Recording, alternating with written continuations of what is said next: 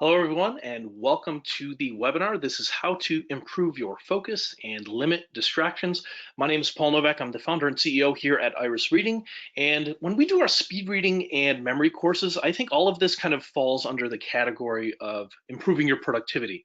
And that also means you need to improve your focus. If you have better focus, you'll read faster.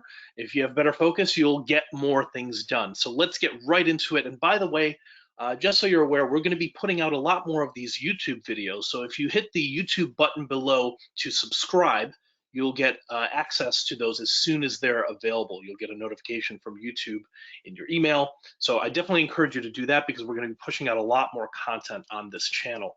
So let's talk about our concentration levels. Do you ever have trouble concentrating? I would imagine if you're paying attention to this webinar, that's probably the case.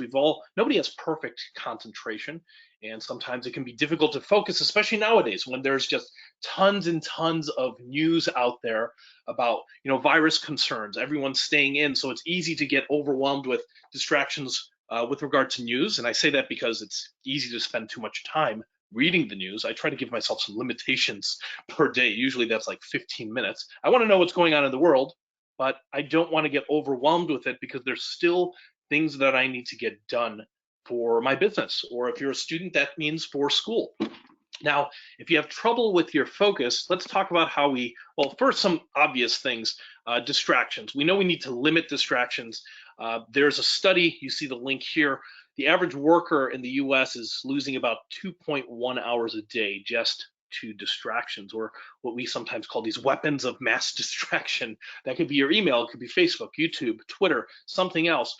In the workplace, that would be considered meetings. Sometimes I remember before I started running my business full time, I would get invited to these meetings that were really unnecessary for me to be at. And I have to actually just ask to opt out of these meetings because they were ruining my ability to focus on projects during the day. So first thing, the obvious, eliminate those distractions. I'm not saying you stop using them. I'm just suggesting that when you're trying to focus, you close these tabs or you turn your phone on silent. But the most important thing, I think, is starting your day with a plan. This actually means the night before creating that plan.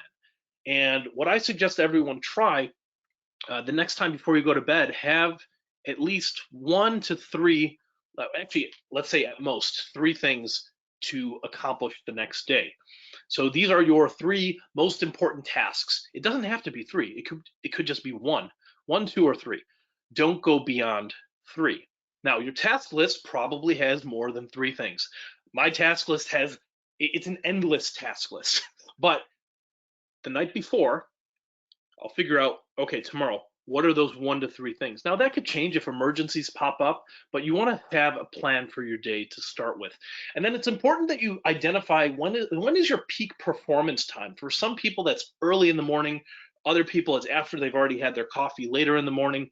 And for some people, that might be the afternoon or night. If you've got kids, maybe it's after you put them to bed where you could really, really get some peak performance done. Your ability to focus increases when you have those less distractions. So figure out when that is for you. And then think about this. How long can you maintain your focus on a particular task? Let's say you're reading. At what point do you think your level of focus falls off a cliff? There's actually some research that's been done into this kind of topic. And they find that it's around 25 minutes where people kind of hit a wall. Now, around 25 minutes. I'm not trying to say it's 25 minutes for everyone. I've had some people tell me they can't pay attention for more than 10 or 15 minutes at a time if they have trouble concentrating. But figure out what that is for you. And that idea of 25 minutes, all that means is if you've got to work on something that's going to take an hour or more of your time, don't try to work on it for an hour straight. Try doing what they sometimes call the Pomodoro Technique. This term got coined by someone who was using a Pomodoro, by the way, is Italian for tomato. He was using a tomato-shaped kitchen timer and focusing on 25 minutes at a time of focus. So you alternate between 25 minutes of focus and 5 minutes for a break. And this is very, very useful because you're trying to maintain your focus for a relatively long period of time. I think for some people, 25 minutes can be difficult, but this is based on research that after 25 minutes, it's just your focus falls off a cliff.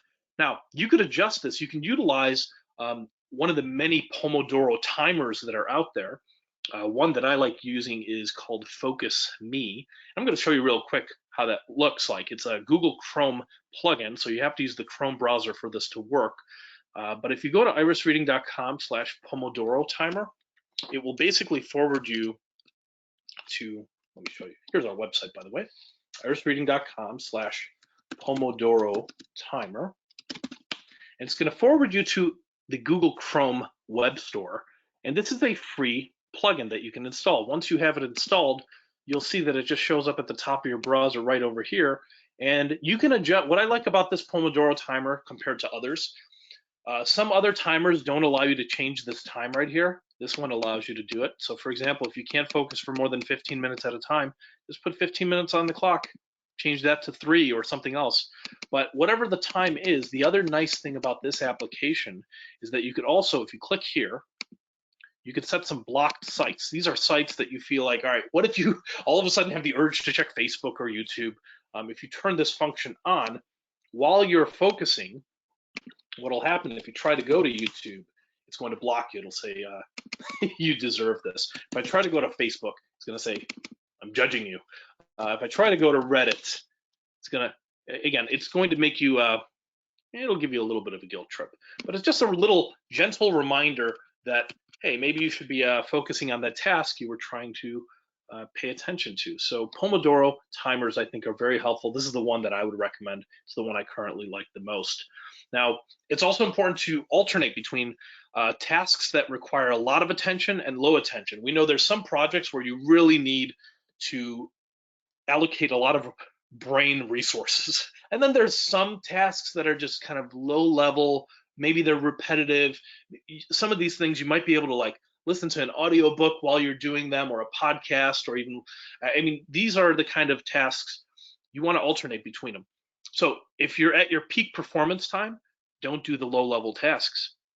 If you're at, let's say the evening or at night is when you focus the best, that's where you should be focusing on those big projects. And then the low level tasks, if you alternate between these two, it gives your brain that much needed rest that it's going to need for concentration. Another tip is to use a timer. So I know we just talked about 25 minutes being this time frame where you might want to focus for that period of time, but there are some tasks where you know this should not take me more than 5 minutes or 10 minutes. What I like to do is just utilize the timer on my phone, and I will decide, okay, here's the task, and I'm not going to spend more than 10 minutes or 15 minutes on it. Good example for me is reading the news. Every day I do like to take a look at, okay, what's going on in the world, but I'll make sure that I don't spend more than 15 minutes on that task. Now, you can spend more time if you want, but I think for most people, spending a few hours a day on the news is probably not the best way to utilize your time, unless you're in the news business and that's part of the work that you do. But try utilizing a timer and decide, I'll just put the timer on, and if it's 15 minutes of just reading the news, I will just focus on that. I'll get that done, and then I can move on to more important things. Now, some things we have to just mention, and this is really more so reminders, because I think a lot of us already know this. Nutrition is important, making sure you're drinking water and staying hydrated to help you focus. Also, eating well. So it's kind of hard to concentrate if you're very hungry. Although there's another side to this. Some people find that if they're a little bit hungry, they focus a little better. There's something in our mind where we just kind of pay more attention, and our focus gets sharpened when we're just a little bit hungry. Now, obviously, if you're very hungry, you're not going to be able to pay attention because you're hungry. But if you eat something that's maybe very caloric or very starchy, something that's going to weigh you down, that's where we have that afternoon crash where somebody eats a big lunch. You may have experienced this before. I know I have. So eating well, decreasing sugar intake, that can mess with your focus as well. High-fat meals. So I'm just brushing through this quickly because I think it's this is content and information we all know, but I think we need a gentle, quick little reminder to keep that in mind, because it does play a part with our ability to focus. Now, moving around, that's another thing. Exercise, even just walking around and getting the blood flowing. Sometimes we have so much work to do that we rarely ever get up, and we all know the dangers of sitting for extremely long periods of time. It's good to get up and walk around. If you happen to be holed up at home nowadays, like a lot of people are. Keep in mind, it's still good to, if you got some stairs at home, to go up and down the stairs or go to the yard or just try to go for a walk somewhere where you could get the blood flowing. Now, another big myth with productivity is this idea of multitasking. Some people think that multitasking increases productivity. It does not. You need to focus on one thing at a time if you want to be productive. That'll increase your ability to focus. And also, when you're multitasking, there are these things called switching costs. And when you switch from one thing to another, you ever have a day where you were extremely busy, but you felt like you didn't get much done? That's sometimes due to multitasking. We're working on a lot of different things, but nothing very important got done because we didn't focus on one thing in a thorough manner. Now, if you have too much to do, like a massive project, it can be overwhelming, and sometimes people procrastinate as a result of that. So if you have a big project, try to break it up into smaller tasks or smaller mini projects, because then when you finish something, you have that sense of accomplishment. It's like a quick win, and it makes it easier to get big projects done in a gradual manner. So maybe even creating a reward for when you complete a task. Now, I'm not talking about this kind of reward where you finish 10 minutes of work and then you reward yourself with 1 hour on Reddit. No, we're talking about a little reward, kind of like that Pomodoro technique, 25 minutes of focus. Maybe that 5-minute break is your reward. Or I'll utilize things like I love eating cashews and almonds, so maybe that's my reward after I finish this task or project. Or I'll make myself some tea or coffee.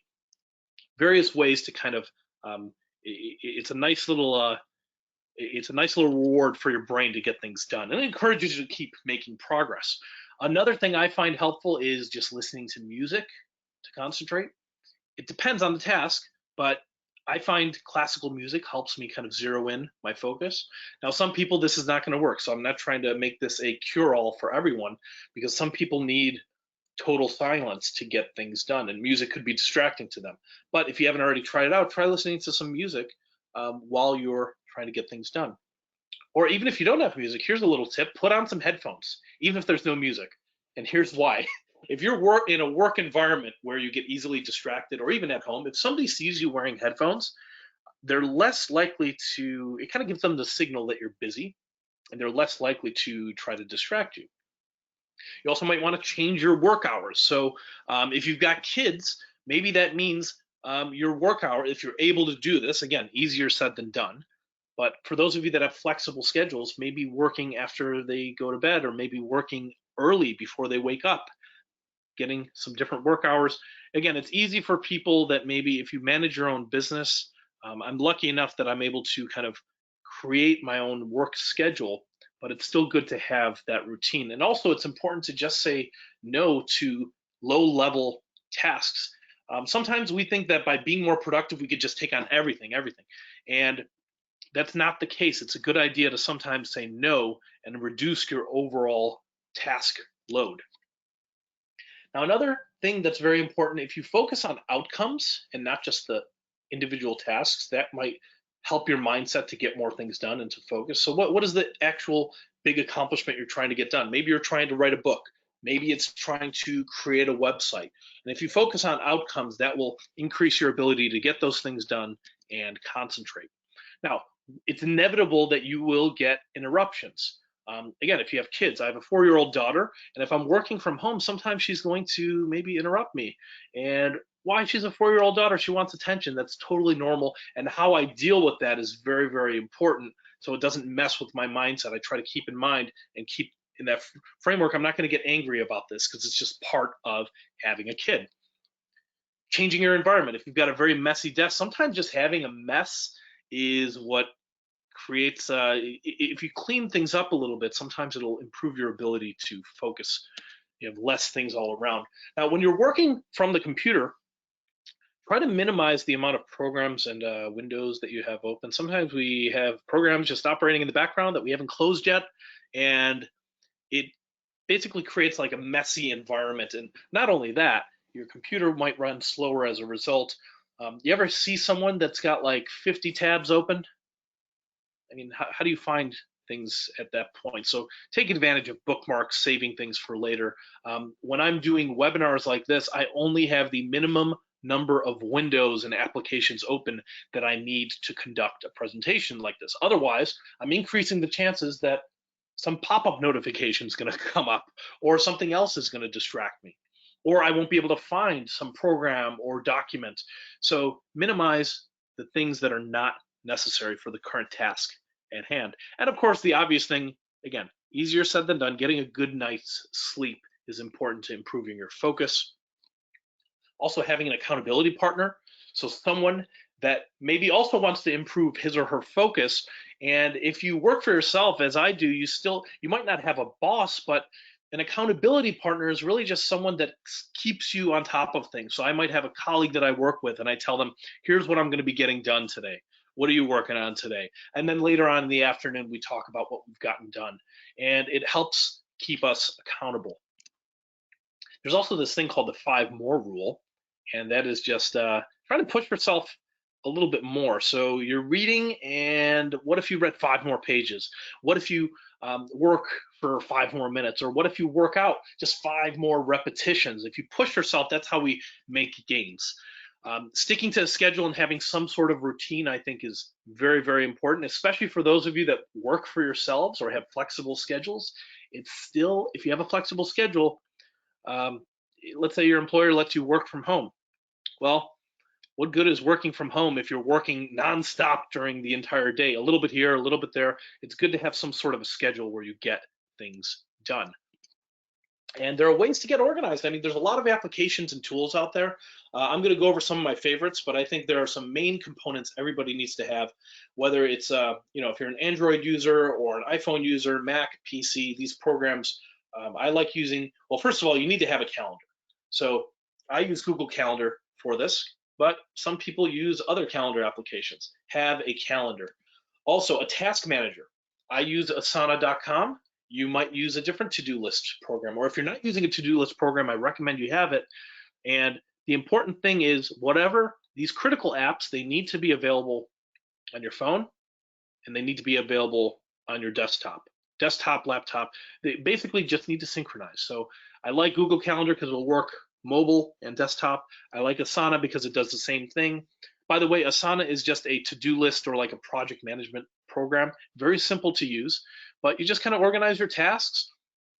If you're working with a team, you can assign tasks to other people, but you could also have personal tasks in Asana where you are not collaborating with anybody. Maybe these are just tasks for getting things done at home or a personal to-do list. I like using Asana.com for that. But again, there's a lot of other to-do list applications out there.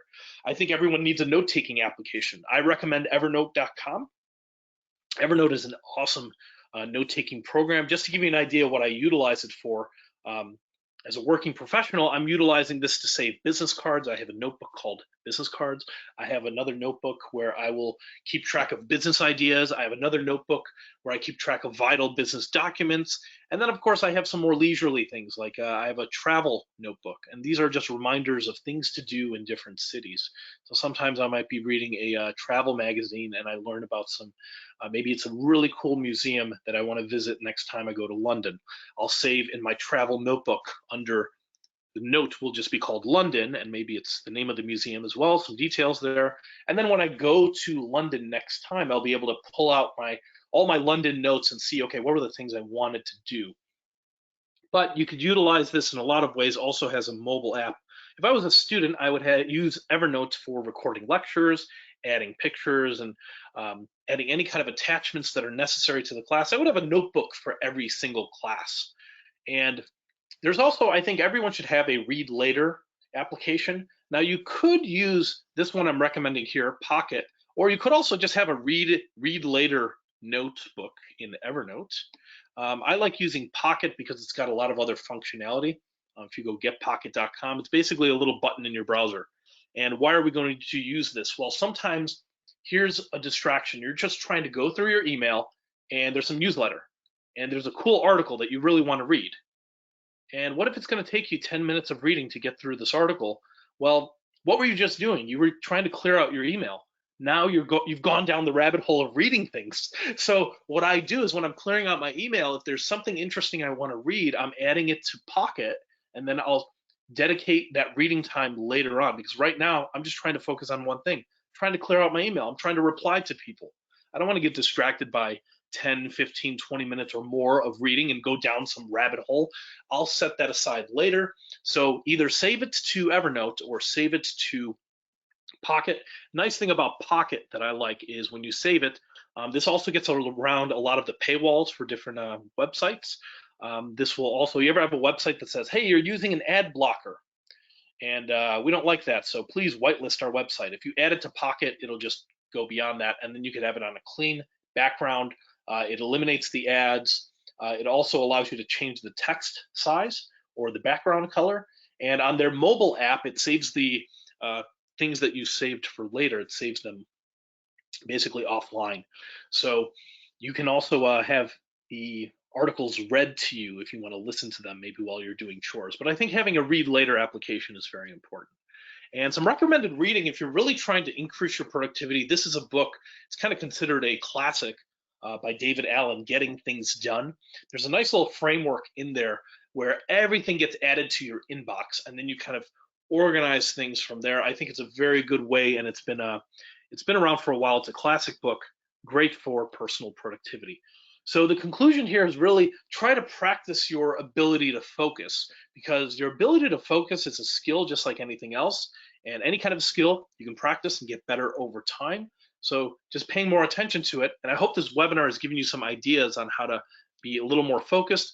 I do recommend, if you want to get future content on productivity, reading related matters, things related to memory, subscribe to this YouTube channel. We're going to be pushing out a lot more content over the coming days and weeks. So I hope you find that helpful. You could subscribe by clicking on the, if this is embedded on a web page, you just click on the YouTube logo or the subscribe button that you see, and you'll get notified when new future videos are sent. I've also got my contact information. If you have any questions, feel free to reach out to me, or if you want to connect on LinkedIn, you see the link right there where we can connect. If there happens to be someone in my network that you want to be introduced to for maybe career prospects or anything else, happy to make introductions. And also check out our advanced courses under irisreading.com/courses if you want to go in depth with speed reading or in depth with improving your ability to memorize information. Or if you're trying to get more productive, we also have a personal productivity course on the website. So check that out at irisreading.com/courses. Don't forget to subscribe, and thank you so much for attending this webinar. Have a great rest of the day. Take care.